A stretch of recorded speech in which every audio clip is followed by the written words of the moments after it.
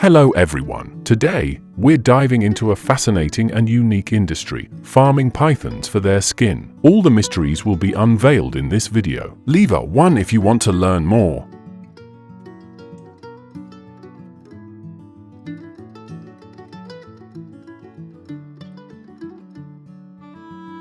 The python farming industry has been thriving in recent years, driven by the growing demand for luxury products made from python skin. Did you know that python skin is considered one of the rarest and most expensive types of leather on the market?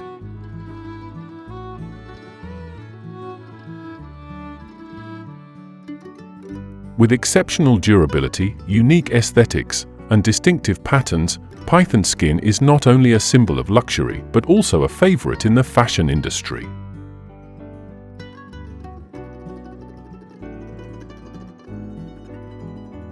Products such as handbags, shoes, jackets, wallets, and wristbands made from python skin are becoming increasingly popular.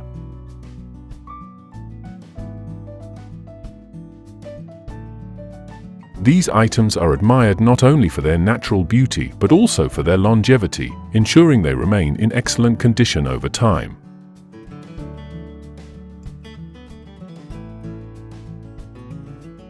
The United States, Japan, China, and European Union countries are major markets for python skin products.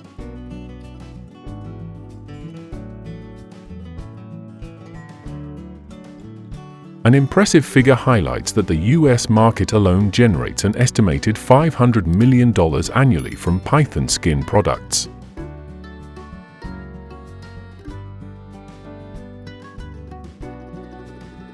This growth is not only fueled by consumer demand, but also opens up opportunities for the expansion of python farming.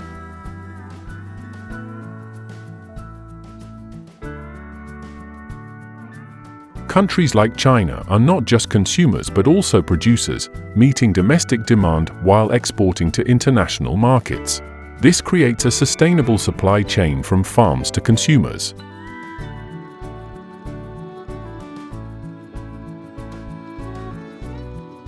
Beyond python skin, python meat is also gaining attention. While less common, it is considered a delicacy in traditional dishes across China and Southeast Asia.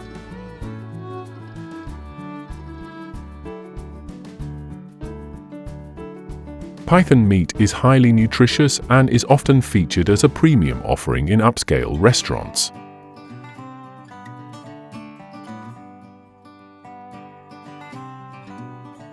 Additionally, python breeding stock has become a valuable commodity, sold to other farms to support continued production.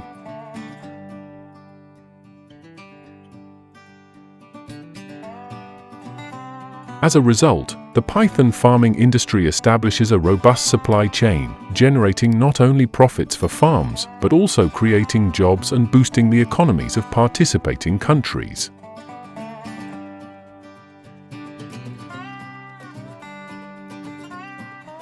With total annual revenues exceeding $1 billion from python-related products, the industry not only meets consumer demand, but also significantly contributes to the global economy.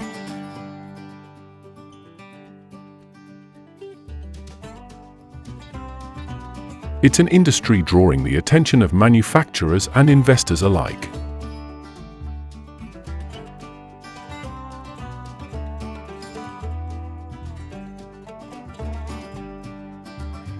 One of the key factors driving the development of the python farming industry is the meticulous care and management required for raising pythons. Leave a number 1 if you'd like to uncover the secrets with me.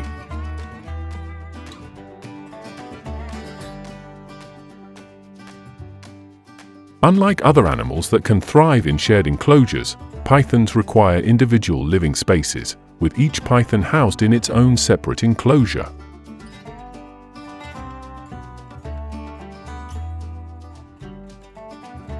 These enclosures are not only spaces for feeding and resting, but also critical for maintaining optimal health conditions and ensuring the highest quality of their skin.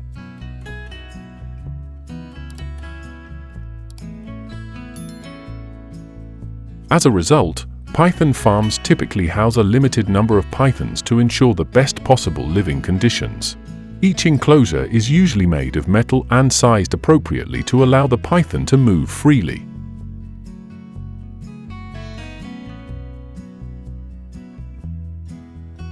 Pythons are sensitive to extreme temperatures. They cannot tolerate excessive heat or cold. To address this, some farms are equipped with air conditioning systems to maintain ideal living conditions.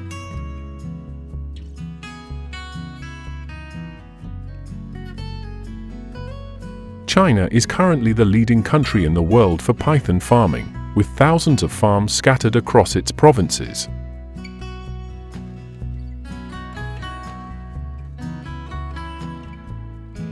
These farms specialize in producing python skin and other products for both domestic and international markets.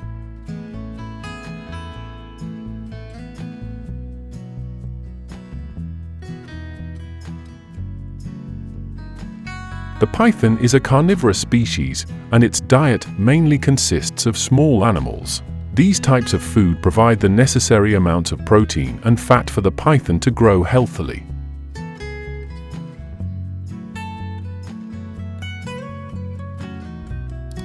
In particular, pythons raised for their skin need a balanced diet to ensure their skin becomes smooth, without scars or damage caused by nutritional deficiencies.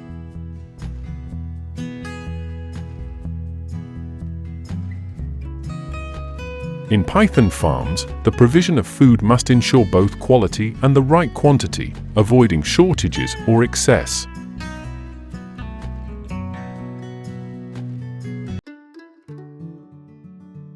Many farms also supplement the diet with vitamins and minerals to ensure the python's overall development.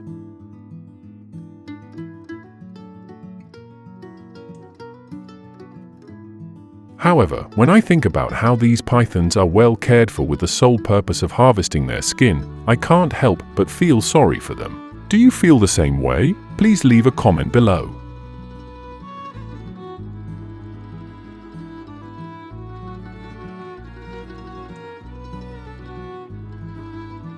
Pythons raised in farms are capable of reproduction, and breeding pythons is an important part of the python farming industry. A female python can lay between 10 to 50 eggs per clutch.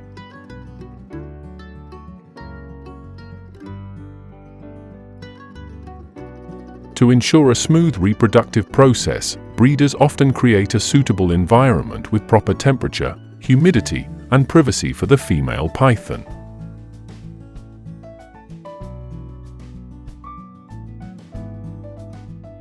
Python farms typically use techniques such as separating the males and females to allow controlled mating. When the female python lays her eggs, the breeders take great care in handling them.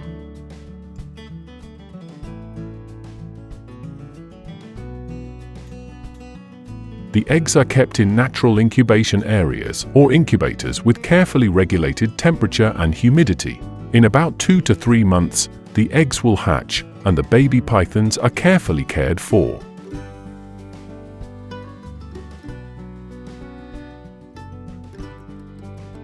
Python farms usually breed a certain number of females to maintain the breeding process, ensuring a supply of python offspring for the market or for continued skin production.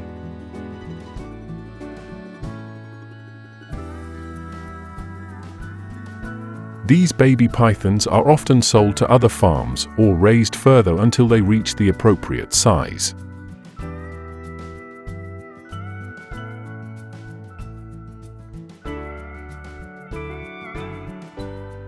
Pythons require a long period to reach the appropriate size and skin quality for crafting. Typically, pythons are raised for 2 to 3 years to fully develop and have smooth, firm skin.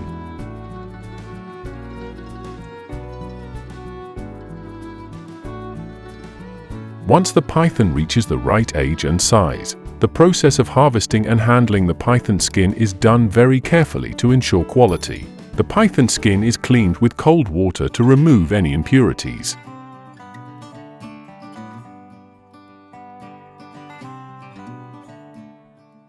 Next, the skin is soaked in a lime solution, which helps soften and cleanse the dead cells, making the skin easier to handle. This process is called skin dehairing.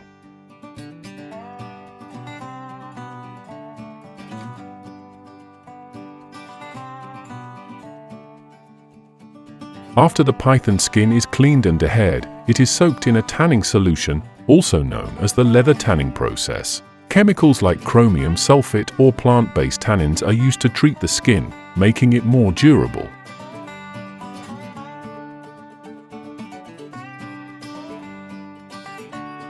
This process can take anywhere from several days to weeks, depending on the method and materials used. Once tanned, the python skin is either air-dried naturally or dried using specialized machines.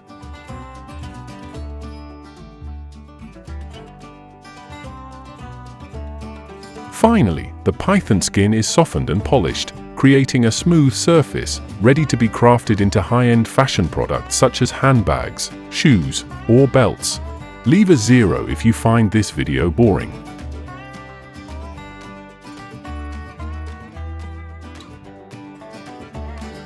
Around the world, many countries have started developing the python farming industry with the primary goal of harvesting skins for crafting high-end fashion products.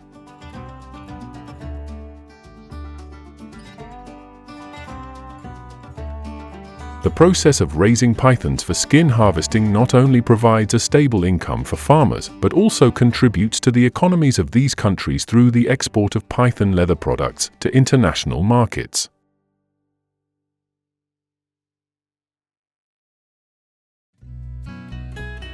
Countries prominent in the python leather industry include Thailand, China, Indonesia, India, and Vietnam, with Thailand and China being the leaders in both production and the number of python farms.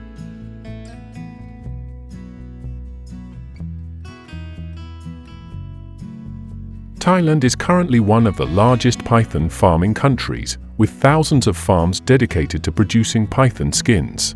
These farms are mostly located in rural areas, where the climate and spacious environment are ideal for raising pythons.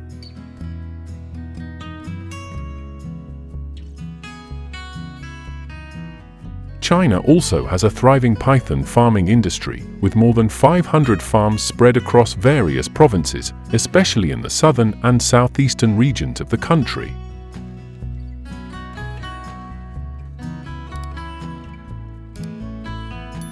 India and Indonesia are also significant players, with several large farms supplying skins to the leather crafting industry. Vietnam is gradually becoming a country with potential in the python farming industry.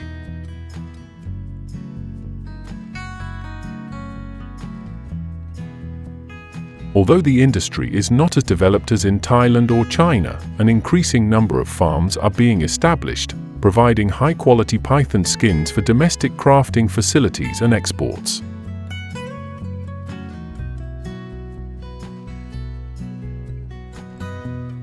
Countries such as Brazil, the United States, and some African nations are also starting to farm pythons, but on a smaller scale, and are not yet well known in the international market.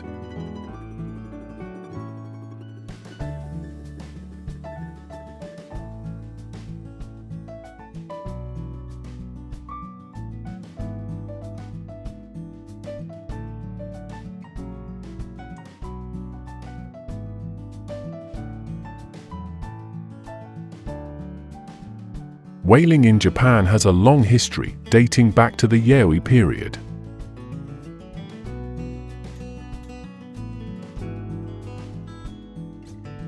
The Japanese utilized whales as a food source and used parts like fat and skin to make various products.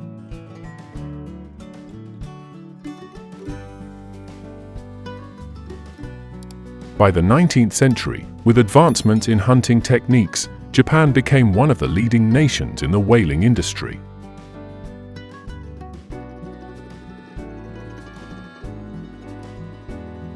However, under international pressure, Japan withdrew from the International Whaling Commission in 2020 and continued its whaling activities, albeit on a smaller scale, to preserve its long-standing cultural tradition and meet domestic demand.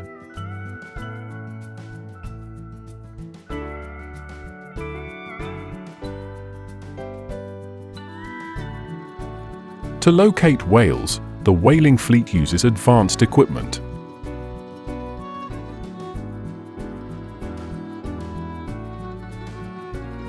First, radar systems and underwater sonar help detect the presence of large creatures in nearby waters.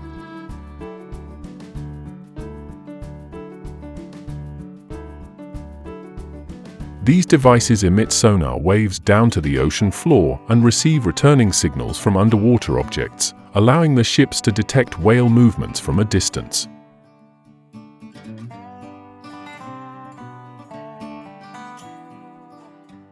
Additionally, GPS technology and satellite navigation systems enable the ships to continuously update their precise locations and those of the whales.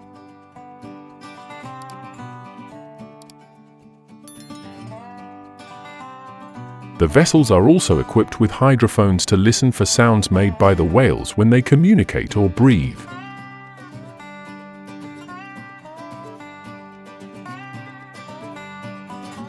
Whales often produce distinct sounds, and with the help of hydrophones, the crew can detect their calls or breathing sounds on the water's surface.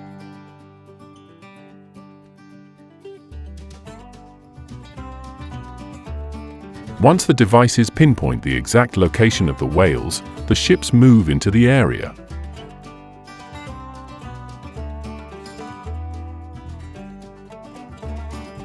The process begins with launching a specially designed harpoon to minimize the whale's time and suffering.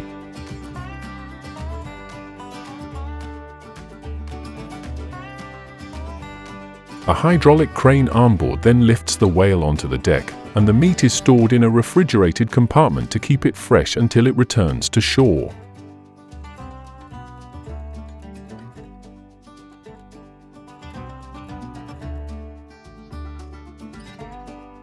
Japan is home to around 12 different species of whales, with the primary targets of whaling being the minke whale and the SEI whale.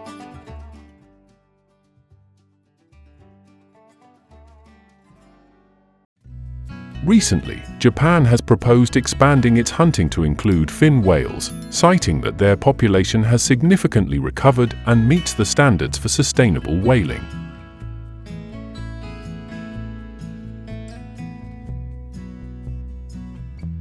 The whale hunting industry in Japan has undergone significant changes over the past decade, especially since the country withdrew from the International Whaling Commission (IWC) in 2019.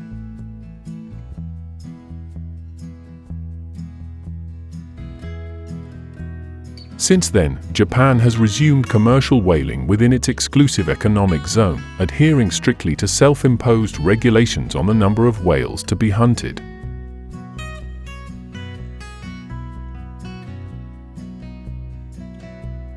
Each year, Japan sets a catch quota aimed at maintaining long-term marine resource sustainability.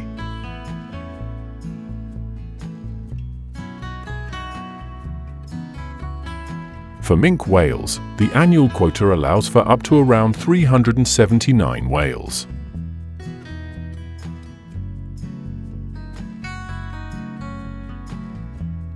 However, actual catch numbers are often lower than the quota due to strict control measures and fluctuating market demand.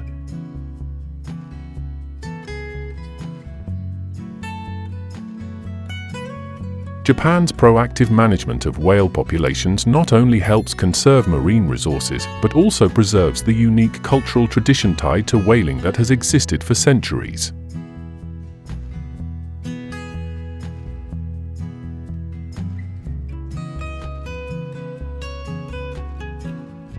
The whale hunting village of Taiji, located in Wakayama Prefecture, is famous for its history spanning over 400 years and is considered the birthplace of whaling in Japan.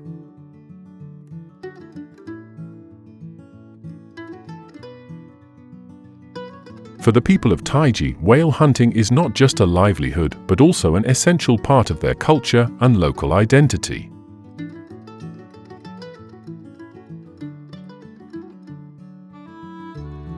Every year, during the whale festival season, the village becomes vibrant as it attracts thousands of visitors from both within Japan and abroad.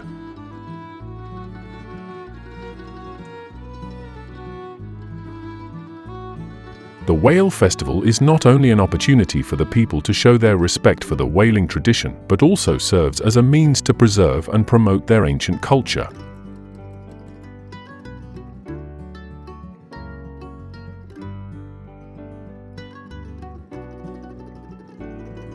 Once the whale is brought ashore, the processing begins immediately at coastal facilities to ensure the meat remains fresh and retains its nutritional value.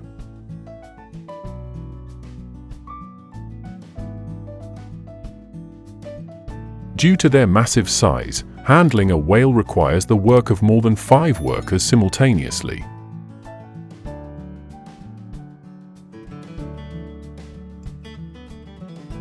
They use specialized long knives to break down the thick meat and cut through layers of fat, skin, and internal organs.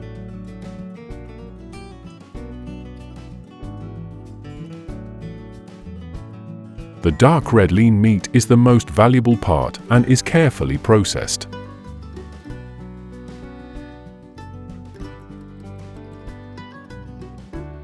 The workers wash the meat multiple times with cold water to remove blood and impurities, reducing the natural fishy odor and making the meat tenderer.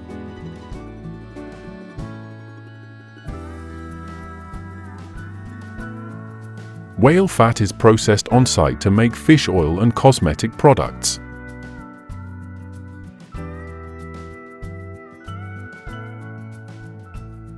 The skin, after being cleaned and cut into pieces, is turned into a special dish known for its unique chewy texture.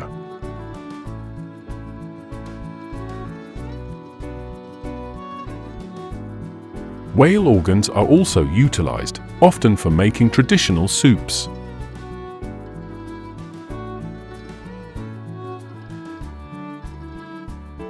To maintain the quality of the meat, cold temperatures are continuously maintained throughout the processing.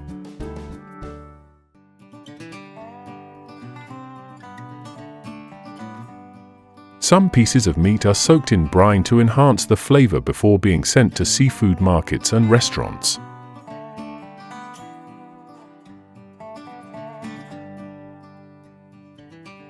Processing the meat right at the shore not only preserves its freshness but also saves time on transportation, ensuring that the product reaches consumers at its highest quality.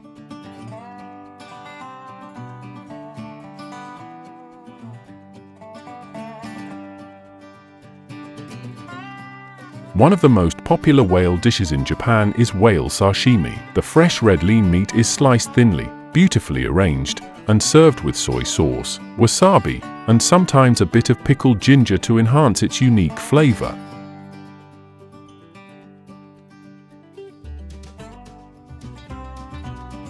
The whale meat, tender and rich, has a naturally sweet taste, offering a unique and unforgettable culinary experience. In addition to sashimi, whale meat is often prepared as grilled dishes.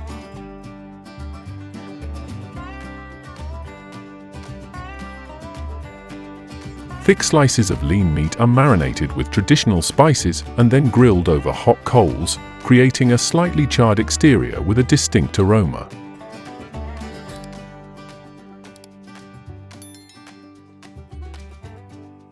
Whale meat stew is also a popular dish, especially in the cold winter months. The meat simmers in a rich broth, with a natural sweetness of the whale blending with vegetables to create a warm, hearty, and nutritious dish.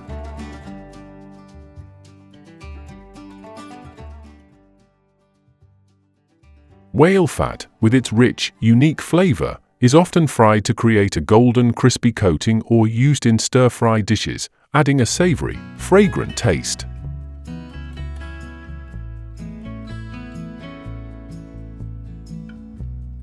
Notably, parts like the tongue and liver are prepared separately. The tongue is sliced thick and grilled to tenderness, while the liver is often slow-cooked, providing a smooth, earthy flavor and a highly nutritious dish. What do you think about whale dishes? If you're curious to try it at least once, leave a 1 in the comments.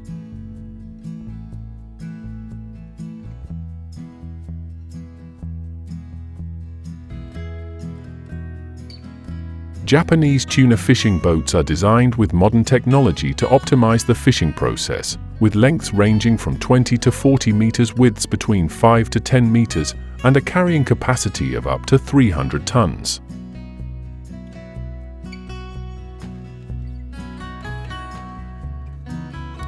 The powerful diesel engines, ranging from 300 to 800 horsepower, allow the boats to move swiftly at speeds of 15 to 20 nautical miles per hour.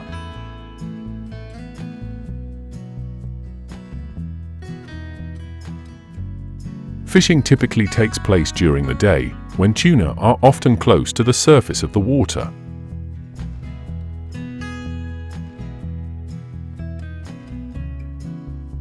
Fishermen use specialized nets, ranging from 100 to 300 meters in length, which are cast along with bright lights to attract the tuna, making them easier to catch.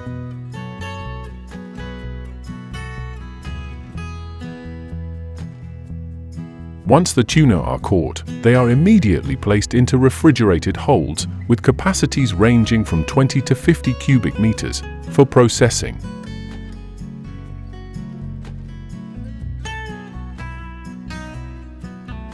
Advanced cooling systems maintain temperatures below 0 degrees Celsius, ensuring the tuna stays fresh until it is transported back to shore.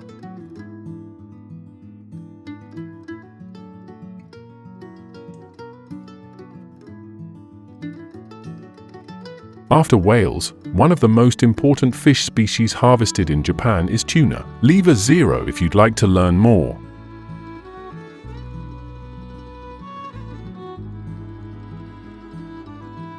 Tuna is not only a staple ingredient in Japanese cuisine, especially in sushi and sashimi, but it also holds high economic value in global markets, with auction prices at famous fish markets like Tsukiji consistently reaching high levels.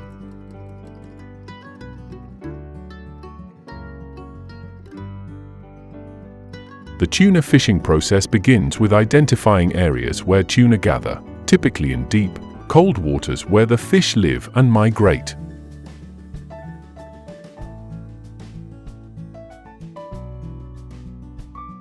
Fishermen use various methods such as single-line fishing, multi-hook lines, or large nets that can stretch hundreds of meters.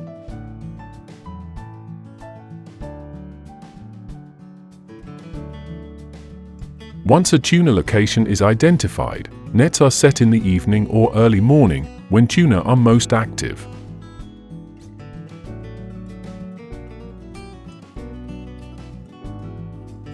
After being caught, the tuna is immediately processed on the boat, following strict preservation procedures including cleaning, refrigeration, and prompt transport to markets to maintain freshness.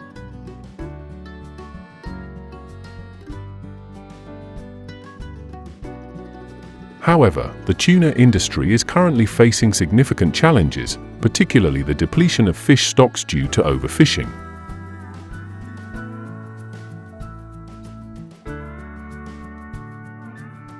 To address this issue, environmental organizations and fishermen are promoting the consumption of sustainably sourced tuna and urging the public to support campaigns to limit overfishing in order to protect this valuable resource for the future.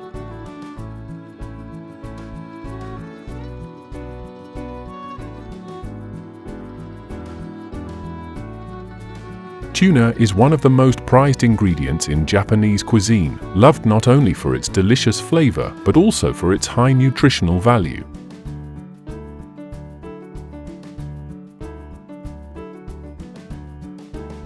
Tuna sashimi, with its fresh, thin slices, is commonly enjoyed with soy sauce and wasabi and is one of the most popular dishes.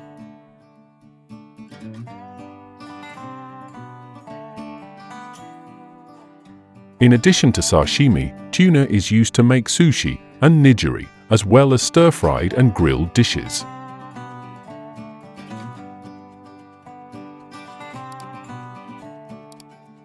A famous dish made from tuna is smaguro no tataki, where the tuna is seared on the outside and then sliced thinly, offering a perfect balance between the natural sweetness of the fish and the crisp texture typical of seafood.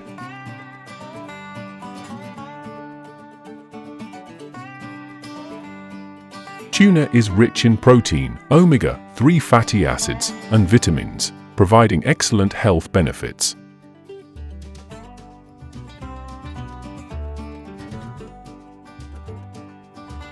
As a result, it has become a popular choice for those who focus on a healthy diet.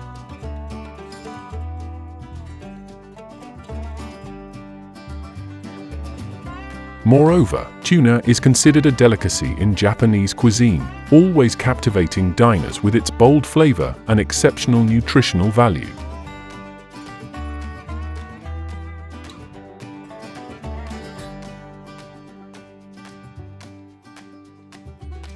Tsukiji Fish Market, one of Tokyo's most famous culinary destinations, consistently attracts seafood lovers, particularly tuna enthusiasts.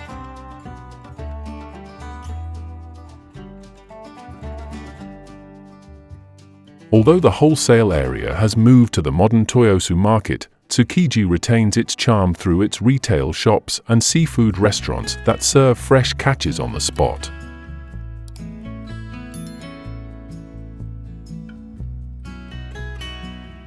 Here, visitors can admire large, fresh tuna blocks and enjoy sashimi, sushi, or grilled dishes prepared right in front of them.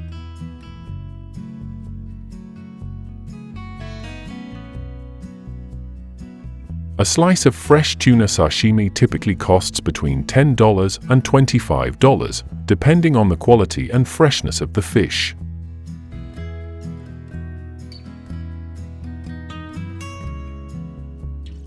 For those looking to try an entire tuna, prices can reach up to $1,000 for a large bluefin tuna.